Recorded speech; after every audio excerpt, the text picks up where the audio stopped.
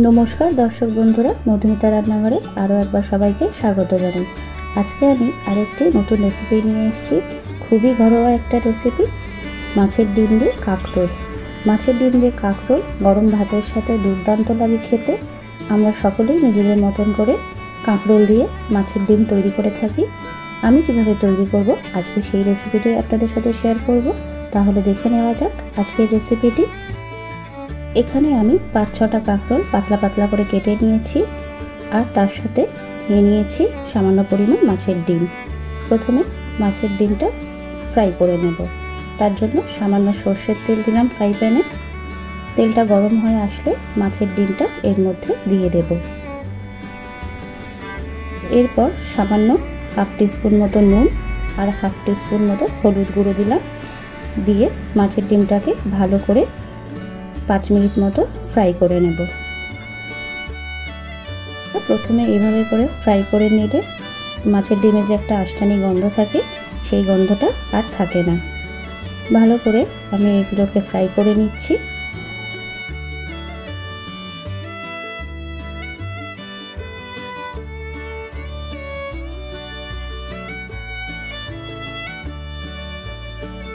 ডিমগুলো ভালো করে ফ্রাই করা হয়ে গেছে। এরপর এগুলোকে অন্য একটা পাত্রে তুলে নিলাম।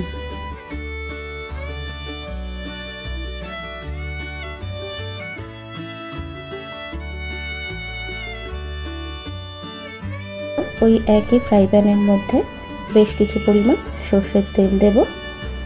মাছের ডিম দিয়ে কাঁকরোল তৈরিতে একটু বেশি পরিমাণেই তেল লাগে। এরপর ফোড়নের জন্য এখানে দিয়ে দিলাম হাফ টিস্পুন মতো কালো জিরে আর তার সাথে দিয়ে দিলাম দুটো শুকনো লঙ্কা। কয়েক সেকেন্ড নেড়ে নেব। শুকনো লঙ্কা আর কালো জিরের একটা সুন্দর গন্ধ বেরোলে এর মধ্যে দিয়ে দেব বড় সাইজের একটা পেঁয়াজ কুচি করে রেখেছিলাম সেই পেঁয়াজ কুচিটা। পেঁয়াজ কুচিটা দেওয়ার পরে ভালো করে এটাকে 5 মিনিট মতো ফ্রাই করে নেব যতক্ষণ না এর কালারটা লালচে হয়ে আসে। কালারটা একটু চেঞ্জ হয়ে আসলে এর মধ্যে দিয়ে দিলাম 1 টেবিল স্পুন মতো আদা রসুন বাটা। আদা রসুন বাটা দিয়ে আরও মিনিট 5 মতো এটাকে কষিয়ে নেব যতক্ষণ না আদা রসুনের কাঁচা গন্ধটা চলে যায়।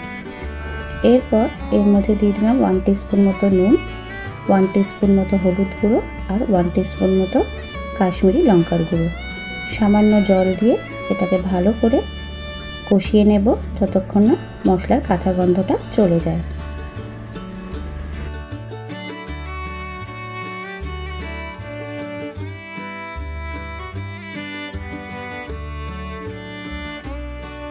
মশলাটা আমার ভালো করে কষানো হয়ে গেছে।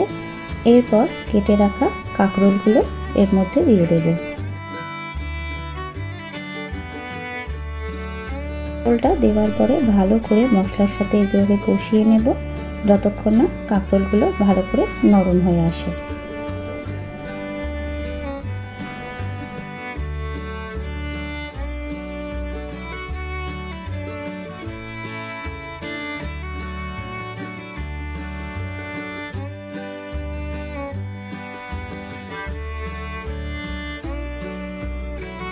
সাত আট মিনিট ধরে এটাকে ভালো করে মশলার সাথে আমি কষিয়ে নিয়েছি।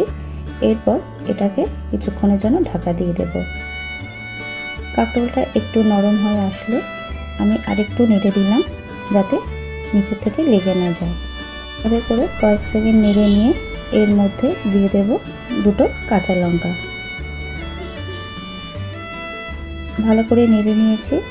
এরপর এটাকে ঢাকা দিয়ে দেবো কাঁকরোলটা ভালো করে নরম হয়ে আসার জন্য।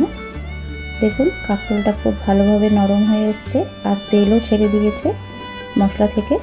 এরপর 1 টিস্পুন মতো চিনি দিয়ে দিলাম আর মাছের ডিমটা দিয়ে দিলাম। যারা মিষ্টি পছন্দ করেন না তাহলে চিনিটা বাদ দিতে পারেন। ভালো করে মাছের ডিমটাকে কাঁকরোলের সাথে আমি মিশিয়ে নেব। আরও মিনিট 5 জন্য এটাকে আমি ঢাকা দিয়ে দিলাম। 5 মিনিট পরে ফিরে এসেছি। দেখুন কাঁকরোল আমাদের একদম রেডি হয়ে গেছে। মাছের ডিম দিয়ে এই কাঁকরোল রেসিপিটি আপনাদের আজকে কেমন লাগলো নিশ্চয়ই কমেন্ট করে জানাবেন। আর ভালো লাগলে একটা লাইক দেওয়ার অনুরোধ রইল। আর আমার চ্যানেলে নিত্য নতুন রেসিপির আপডেট পাওয়ার জন্য চ্যানেলটিকে সাবস্ক্রাইব করার অনুরোধ রইল। ভালো থাকবেন, সুস্থ থাকবেন। দেখা হবে নতুন কোনো রেসিপি নিয়ে। আজকের মতো বিদায় নিচ্ছি। ধন্যবাদ।